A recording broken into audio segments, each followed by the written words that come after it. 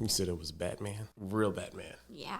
Like the actual bat of a man. You know Man-Bat is a DC character. Sounds lame. I'm Rashad. Madison.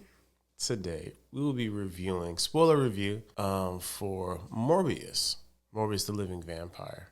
And this is going to be an interesting review because this was a very interesting movie. Like, share, subscribe. I'm not sure about her, but I'm definitely doing the reviews for the latest Marvel MCU proper, not this association stuff. Moon Knight, legit character. So, like, share, subscribe. This movie, okay, I'm sorry. What are your initial reactions to this movie? Like, rate it? Yeah, out of 10. 4. 4? 3. You gonna go on anymore? 3.2. 3.2. 3.2 out of 10. That's not a very rousing, endorsement. I'm there with you. I'd say about a 3.5. You know what I'm saying? If it wasn't for the visuals, thank you. The visuals were really good on this, like surprisingly so. They put everything into the visuals because the actual storyline and what happens in the movie is some of the most milquetoast, mundane, nonsensical plotting for a movie that I've seen in a long time. No, I'm lying. That I've seen in a few months. Because remember the first movie we saw during the pandemic? Which was? Then Let There Be Carnage. Oh. Yeah, that's the first one we saw in the movies. And that was trash too. And this is, okay, so out of the Venom verse, we have first Venom at the top. We have this movie right in the middle. And then Let There Be Carnage is like the trash heap of this. Whatever is Sony is trying to do. But yeah, this wasn't a great piece of cinema. So just a quick recap of the movie now that I actually remember. First off, they're in Costa Rica, right? And he's trying to get some bats. There's this crew of locals who helicopter him down, and they're like, "Hey man, when it gets dark out here, we need to go. We need to leave." So they're all like, "Hey, what are you gonna do? How you gonna get the bat?" And he cuts his palm. Yes, very, very, very Aaron-like early on. No, without the biting. Yeah. Who used to cut the palm though? Annie. That was Anna. Or Annie, right? Annie. Yeah, I'm my bad. Who's Anna? I don't know. Somebody's sister. So, yeah. So does that. He ends up getting some bats, I guess, because cut back to the past, we see the origins of young Michael Morbius and his friend Milo. Lucien. Real name Lucien, a.k.a. Milo, because your boy Michael is a jerk. And they have this back and forth, and we see that young Michael is a genius. He even knows how to do origami at the young age of like 9 or 10, which is it's pretty good, I guess. I don't know. I don't do origami, nor do I care. It's pretty easy. It's just following instructions, folding paper. Yeah, I'm not good with folding things and crafts. So, I know. They're this institution for kids who have physical disabilities and like some sort of diseases that inhibit them from actually being able to function normally. That are rare. Very rare. They have to do like blood transfusions like 3 times a day. Michael calls him an oil change. So he ends up saving Milo because his machine, as he was basically pumping the blood in and out of his body, it just stopped working, and he fixed it with a ballpoint pen and a spring of the ballpoint pen. So the dude, what's the guy's name? Nathan? What's his name? Nathan. Yeah. So Nathan was like the dude that was running it. He's like, "Hey man, I'm gonna get you to New York in a place where they can actually take care of you, and you can go and be brilliant." So he does that, leaves an origami note to his little homie, and was like, "Yo, I'm about to be out. I'm gonna save us. We're gonna have fun together as normal people." I see you summer. Yeah, I see you this summer. You shouldn't have unfolded this because you won't be able to ever fold it back. Yeah, and so lame. It was. but it was true because it flies out the window, and then the local kids grab it, catch it, and read it, and Laugh at Milo. and laugh at Milo. Young Milo hits little big guy with his crutch. He hit him pretty hard too. Then he got jumped. Yeah. Then Nathan came through. And he mollywopped him. Yeah, came through with that bread from the store. Yeah. He said skedaddle, and they left. Except for that one kid who got knocked out with the crutch. He was just laying there. I'm pretty sure he killed him. You know, see that? He's not dead. Nah. He caught his first body at like 9, and then he covered it up. That's why he's a killer in the future. Yeah. Anyway, so come back to the present day. Michael is about to receive a Nobel Prize for I don't know whatever for making fake blood, which is blue. Okay. Artificial blood. Fake blood. So he makes this fake blood, and he goes there, doesn't care about it. It's very blasé. Basically, cusses out the dignitaries and the people who are in the Nobel. And he ends up there back at the Horizon. We talk about Horizon yet? No. So there's this foundation called Horizon that he works at. This is a quasi-medical / scientific research facility in the middle of New York. Okay, so the funny thing is with the trailers, Oscorp was in the trailers, but now Oscorp wasn't mentioned or seen at all in the background.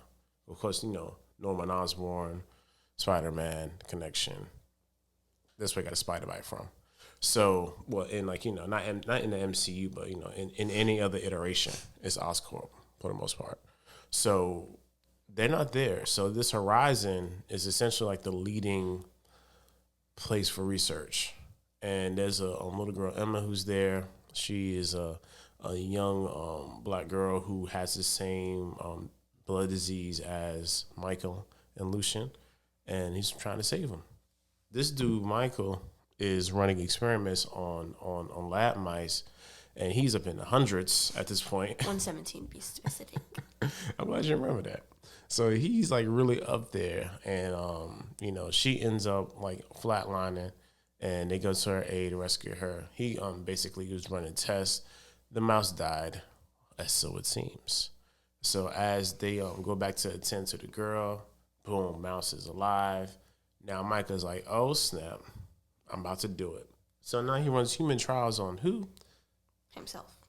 Anytime you're in any situation where the doctor is using themselves as the human trial, just know it's gonna go wrong every time. It's just. I was thinking about it. I think why don't they use people who are about to die? Wow. So you basically you're trying to go back to the whole thing from Venom, the first Venom, huh? With the Life Foundation using prisoners. Yeah. Either way, yeah, exactly. That's how much it sucks. So either way, it's pretty unethical, what he was doing, and he goes off coast, in international waters and does it, so he won't be fined by the U.S. government, yada yada yada. Which I think is kind of a BS anyway. They just needed somewhere to have this, closed in interaction with all the people on the boat. Milo, his boy, we find out is some sort of affluent person, because he's basically funding him, and he funds this trip as well. Your boy Nathan is there too, attending to Milo. He's been his his forever friend, I guess. So I was thinking butler. No, it's more than a servant. He's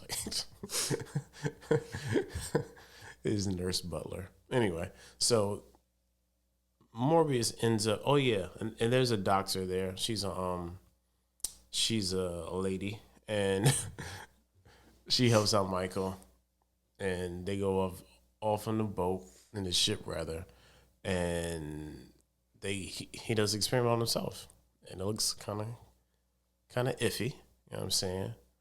Electricity surges. One of the dudes who's on the boat, one of the I don't know, I guess guards or whatever that Milo got to escort them, checks on him. He's like the typical wannabe hard bad guy, gets upset. Michael ends up transforming to his little bat self, to the vampire, and ends up, just thrashing the entire crew. Your girl ends up in a temporary coma because she hit her head really hard, and he ends up coming back to looking at what he did on the surveillance. Then he deletes all that stuff, and he literally just jumps overboard After calling Mayday. Which is really interesting. And then we had the Tyrese of it all. Tyrese comes in as an FBI agent with his friend. Do you remember his partner's name? Rodriguez. Yeah. He was like the funniest person in the movie too, low key. Breakout star. Yeah. So they're trying to figure out. He brought in holy water. Yeah. It was funny.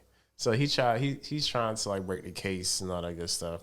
And it was just funny seeing stoic Tyrese with the really really cop stash and the facial hair. But anyway, this movie just.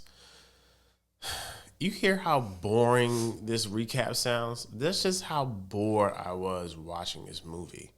I don't even want to talk about it anymore because that's just how. Okay.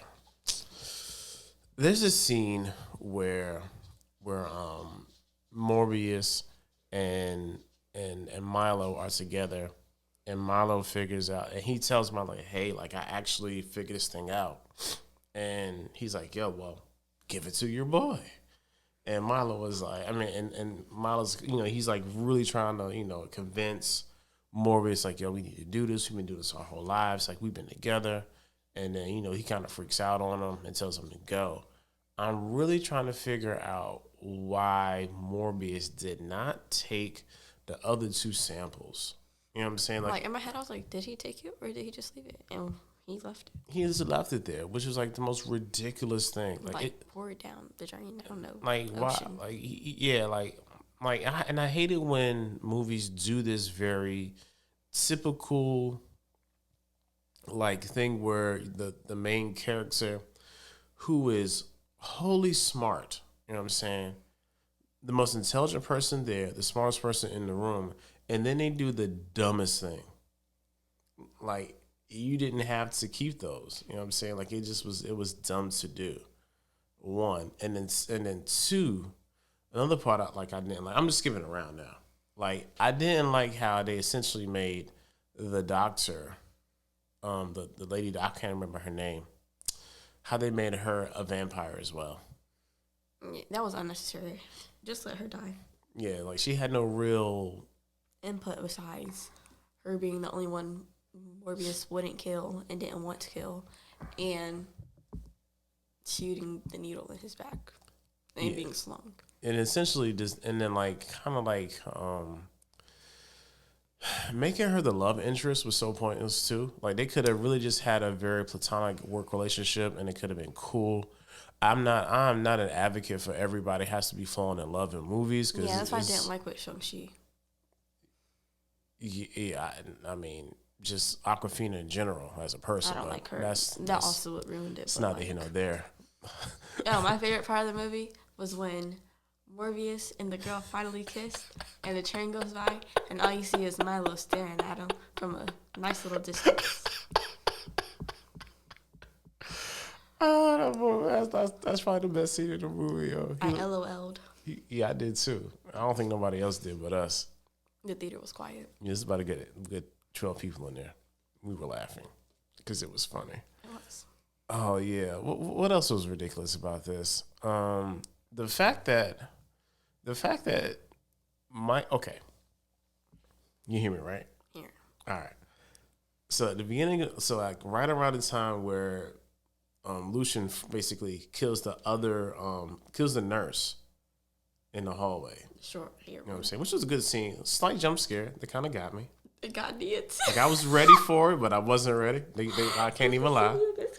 Yeah, and he was just I was like, oh man, they got me.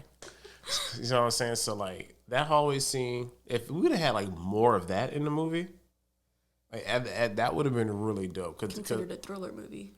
Because the design behind it was really ridiculous, but it worked. Because there's no way that somebody's walking the hallway and the lights go off and on that fast. They're gonna stay on.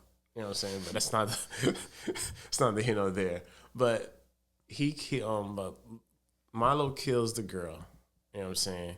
Frames Morbius. Morbius goes to jail. So before Morbius, he's trying to get because he goes back into the horizon to get some of that blue blood. You know what I'm saying? And that red one. Yeah, because the blue blood. I'm sorry, we didn't explain this. Purple. Because the Red and blue mix. That purple blood. That lean blood. That purple drink. That lean. Anyway.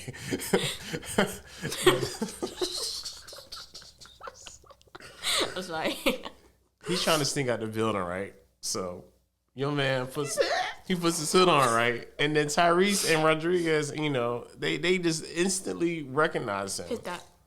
Say, hey, Dr. Morbius. And then he he skedaddles on out of here, just showing him that he's really strong or whatever. Legit running like the Batman. Yeah. Except just more parkour to it.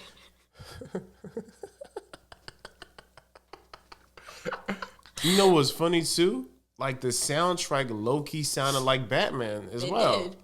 I was like, yeah. Like there was no upbeat music at all. It was basically always gloomy. Everything was very just playing straight organs. Organs and chords. You know what I'm saying? Like, what are we doing, y'all?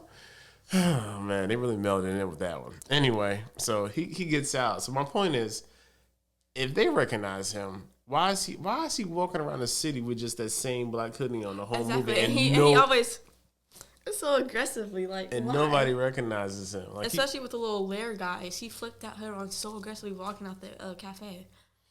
Super lame.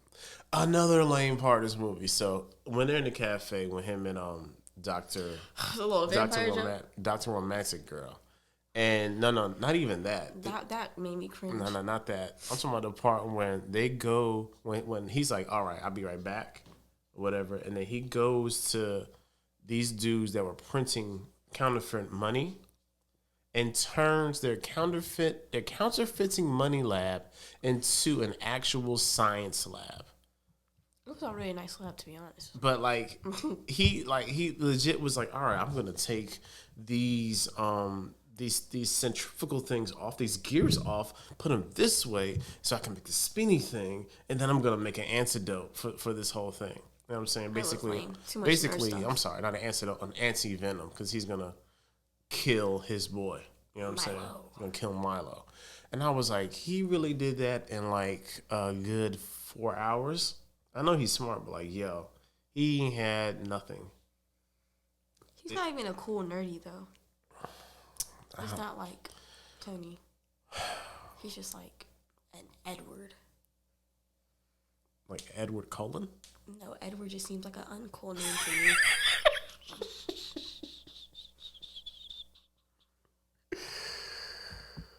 Oh my God. Yo, I just didn't get it, man. I really wanted this movie to be good. And the sad thing about it too is Jared Leto is a really good actor. You know what I'm saying? His eyes scared me in the movie because why are your eyes open that wide? It's like. But that's kind of how his eyes are in real life, though. That's scary in real life. Yeah, I mean he's kind of scary in real life. But anyway, I mean, this movie. There's no real redeeming. The only redeeming thing to this movie is the visual effects and the visual design. Because I love the almost you ever seen the original X-Men? I don't know. You remember the character Nightcrawler? It's okay.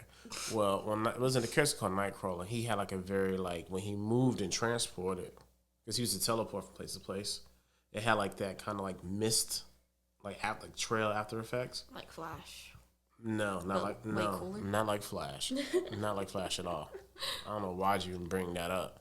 It looked like the way that they did it in this movie is essentially they just basically hey we're gonna copy and paste that, but that's how it looks, and that part really worked for me. Like the visual design really works. Even the end, the last battle was pretty lame. You know what I'm saying? But the design of it all really worked, and how they I can't lie, I do like that. Yeah, when they fought in the train. everything was pretty good until he started flying. Like, before he started flying, it looked pretty cool. Like, little slow-mo, Milo running slow-mo, the background train coming slow-mo. And then he puts his arm out, starts, like, buffering, basically. And he starts flying. That was so uncool. Like, it wasn't, to me, it wasn't bad. It was more a squirrel. Yeah, because he wasn't flying like a bat. He was hovering. Like a flying squirrel. Gliding. Like a flying squirrel. Even at the end, he was still, like, gliding. So uncool. Yeah. He's gliding like the way Batman was with his glider suit. I'm sorry if you get copyrighted. No. Yeah, but there's a post-credit scene too that doesn't make any sense. Where did what's this guy? Falcon? Not Falcon. Call him man, Falcon. Some type of bird. Vulture. Where did he come from? I know he was in jail. Where did Osprey come from? Exactly. All this little mess just came on him. He was out of jail with his little suit on. Met up with Morbius. I don't even remember his name. Why is this Mobius? I don't know. Mobius is from Loki. Mobius is from Tim and Moby. Little learning thing there. Wow. Never heard that. You ever heard of Tim and Moby? Never. Like a little robot, little scrawny boy. Like, we can insert a clip later. Nah. I'm not finding you. You better find it yourself because I ain't looking for it. And then you put it in. I can find it. This is getting uploaded and that's it. I ain't cutting nothing out of this. You can add. Nah, so yeah, so the post-credit scene doesn't make sense because basically at the end of spoilers for I don't care, you should have seen the movie by now. So at the end of No Way Home, when everybody basically has to go back to their world, like even Venom went back to his world. Why is he still in the Venom verse? You feel what I'm saying? Like, he shouldn't be there anymore because the way that the spell went, that everybody would go back to their own universe. For some reason, he came, you know what I'm saying, to the Venom verse, but like now he's like just still there, chilling. Also, Morbius is able to find time to either rent and or buy a Porsche Taycan. I'm like, yeah, that's a nice car. So hold on, that's a Porsche Taycan. Like, what is he doing with that? And he's a criminal right now. You know what I'm saying? It's just some crazy goings on. There's will, there's way. Yeah, man. I said, hey, I want to save the planet too. That electric with car. With the bad guys. Yeah, and then like he said something, and then Vulture says like, hey, I'm over here because a Spider-Man guy. And we should do some good. Like, what? Like, what does that even mean? Like, I don't even understand what's going on right now. We're good guys. Tried to set a little teenager on fire, but we're good. Yeah. Sony, man. Like, dude, yo. They're going to mess with Spider-Man. Is that still happening? Spider-Man going to Sony? Spider-Man, I believe they've already inked a deal to make more MCU movies. But this little like side stuff, I really would hope that Sony would do two main things. One, make these movies make sense. It's about to be like 2023. There's no need for these things to be so haphazardly done. I mean, I think my favorite Sony movie was Smurfs. Like I said, I don't understand why. Smurfs Sony. Girl, I don't know. It's not. It's okay. Either way, we need to do better with the Spider-Man stuff. And secondly, and most importantly, please consult with MCU proper, so when you do this stuff, it can make sense for the entire MCU. You know what I'm saying? Because, like, it's real dumb just to kind of like, yo, we're going to do it like this. And then now Kevin Feige and Louis Esposito and the crew, you know what I'm saying? What's that dude's name? Nate Moore. Like, now they're going to have to fix this crap that they made. Because if you notice, even with the trailers, everything that was in the trailers in regards to like Oscorp that took that out, there was the interaction. There's supposed to be an interaction between Vulture and Morbius as they're going to jail. That didn't happen in the movie. Also, there's supposed to be like a Spider-Man poster that like telling us that there is a Spider-Man in this universe. That's not in I would there have as loved well. to see that. So there's a bunch of stuff that they changed before this movie came out that was clearly in the trailer. Like, I mean, it was in there, and it was like, you know what? Either they try to pull an MCU and just put fix up in the trailer, or they was like, this ain't gonna Like Deadpool. this ain't gonna really work. You know what I'm saying? I'm going to more towards the this ain't gonna work than I'm trying to be clever and coy with it. I agree. All right, yo. Look, I think this we dedicated too much of our time today to this. But yeah, if you saw it or if you stayed this long in the review, you're a great person. You should have already subscribed by now. Like the video, share the video with somebody who saw this, and if you did see it and you want to talk about it, just tell us in the comments what is the dumbest part of this movie for you in the comments below. See you guys Wednesday. Till next time. I don't even know what the dumbest part of this movie was.